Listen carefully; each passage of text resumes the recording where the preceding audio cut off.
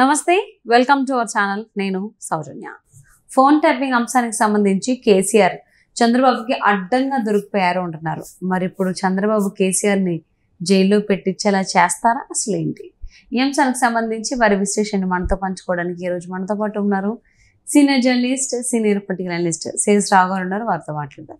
నమస్తే రావు గారు. నమస్తే. ఫోన్ ట్యాపింగ్ అంశం ఎంత సంచలనం అయిందో తెలంగాణలో చూసాం. సో ఇంకా చాలా మంది నాయకులకు సంబంధించి ఫోన్ ట్యాపింగ్ చేయించారు కేసీఆర్ అంటున్నారు. మరి ఈ అంశంలో చంద్రబాబు గారికి అడ్డంగా దొరికిపోయారు కేసీఆర్ అంటున్నారు. ఇది ఎంతవరకు వాస్తవం? అదే నిజమైతే చంద్రబాబు కేసీఆర్ని జైల్లో పెట్టించేటువంటి అవకాశం ఉందా? ఏమంటారు? సో ప్రతి వాళ్ళకి ఒక టైం అంటూ వస్తుంది. ఆ టైం వరకు వెయిట్ చేయాలి. ఆ టైం వచ్చినప్పుడు అప్పుడు తెలుస్తుంది మళ్ళీ ఏంటి అనేది. ఇప్పటి వరకు ఇటీవల వరకు కూడా అంటే 2023 వరకు కూడా కేసీఆర్ది నడిచింది కాబట్టి కేసీఆర్ ఇష్టానుసారంగా ఎవరిని కావాలంటే వాళ్ళని టార్గెట్ చేశారు, ఎవరిని కావాలంటే వాళ్ళని జైల్లో పెట్టించేశారు. మనం ఎగ్జాంపుల్ చెప్తే చంద్రబాబు నాయుడిని ఇక్కడి నుంచి పంపించడానికి ఓటుకు నోటు కేసు అనేదాన్ని ఒకదాన్ని పెట్టి ఆ కేసు ద్వారా బ్లాక్మెయిల్ చేశారు. ఒక రకంగా చెప్పాలంటే తెలుగుదేశం పార్టీ వాళ్ళ భాషలో చెప్పాలంటే బ్లాక్మెయిల్ చేసి చంద్రబాబు నాయుడిని అసలు హైదరాబాద్లో లేకుండా అసలు తెలంగాణ వైపే చూడకుండా ఉండేలాగా ఆంధ్రప్రదేశ్కి పంపించామని చెప్పేసి జబ్బలు జరుచుకున్నాడు కేసీఆర్. ఆ తర్వాత ఏం చేశాడు? రేవంత్ రెడ్డిని టార్గెట్ చేశాడు. రేవంత్ రెడ్డిని 2 సార్లు జైల్లో పంపించాడు. ఓసారి ఓటుకున్నట్టు కేసులో, రెండోసారి ఏమో కేటీఆర్ ఫామ్ హౌస్కి సంబంధించి ఏదో డ్రోన్ ఎగరేశారని చెప్పేసి అర్ధరాత్రి ఇంటికి వెళ్ళి రేవంత్ రెడ్డిని ఇంట్లోకి బెడ్రూమ్లోకి వెళ్ళి ఈడ్స్కి వెళ్ళి జైల్లో వేశారు. ఇవి కళ్ళెదురు కనపడుతున్నాయి కదా, తెలంగాణ సమాజానికి కనపడుతుంది, తెలుగు సమాజానికి కనపడుతుంది. 2023కి వచ్చేటప్పటికి పాపం పండింది కేసీఆర్ది.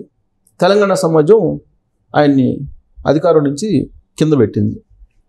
దాంతో ఆయన మరుసటి రోజు జారిపడ్డాడు, కాలు ఇరిగింది. తర్వాత కుర్చీ వేసుకొని మళ్ళీ మీ బాపు అంట తెలంగాణ సమాజం ముందుకి వెళ్ళారు. అయినప్పటికీ లోక్సభ ఎన్నికల్లో మళ్ళీ చతికిలు పడబోతున్నాం. ఒక్క ఎంపీ కూడా వచ్చే పరిస్థితి కనపడట్లేదు. సో ఇదంతా ఒక ఎత్తు అయితే, ఇప్పుడు కేసీఆర్కి ఏం కాబోతుంది? చంద్రబాబు నాయుడు టైం వచ్చిందా? ఇప్పుడు చంద్రబాబు నాయుడు కన్నెర చేస్తే కేసీఆర్ జైలుకు పోయే అవకాశం ఉందా? కల్లగొండ ఫ్యామిలీ జైలుకు పోయే అవకాశం ఉందా అని అంటే, చంద్రబాబు నాయుడు నిజంగా కన్నెర చేస్తే ఖచ్చితంగా కల్లగొండ ఫ్యామిలీ పోయి ఇప్పుడు జైలుకు పోయేటువంటి పరిస్థితి. కానీ చంద్రబాబు నాయుడు నైజము, చంద్రబాబు నాయుడు రాజకీయాలు ఎలా ఉంటాయని తెలిసినటువంటి వాళ్ళు చంద్రబాబు నాయుడు కక్షపూరితమైనటువంటి రాజకీయాల జోలికి వెళ్ళడు కాబట్టి అలాంటి కన్నెర్ర చేసేటువంటి పరిస్థితులు ఉండవు అని చెప్పేసి ఒక వర్షన్ ఉంది. ఆయనకి అత్యంత సన్నిహితులు చెప్పేటువంటి వర్షన్. అందుకు భిన్నంగా కనుక చంద్రబాబు నాయుడు వ్యవహరించి జగన్మోహన్ రెడ్డి లాగానో లేదంటే కేసీఆర్ అధికారంలో ఉన్నప్పుడు లాగానో వ్యవహరిస్తే కల్లగొండ ఫ్యామిలీ మొత్తం జైల్లో ఉండే అవకాశం ఉంది. మొత్తం అంటే ఉంది, ఇప్పుడు ఆల్రెడీ కవిత జైల్లో ఉంది.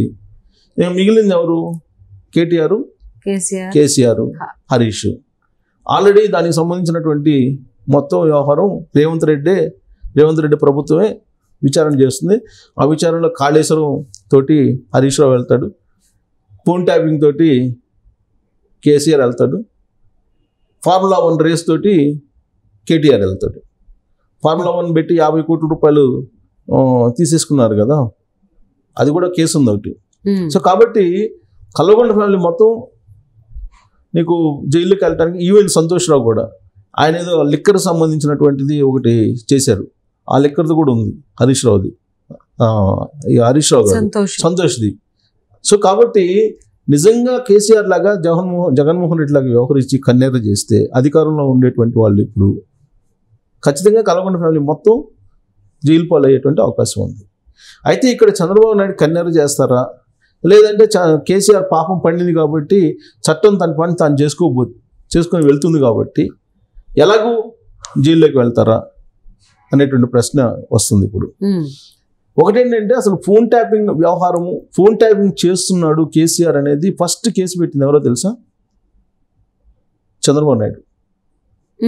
ఫస్ట్ కేసు పెట్టింది చంద్రబాబు నాయుడు ప్రభుత్వం. ఎప్పుడు? 2017 అనుకుంటా. 2014 నుంచి 18 వరకు ఫస్ట్ పెడతా కదా కేసీఆర్ ఉంది.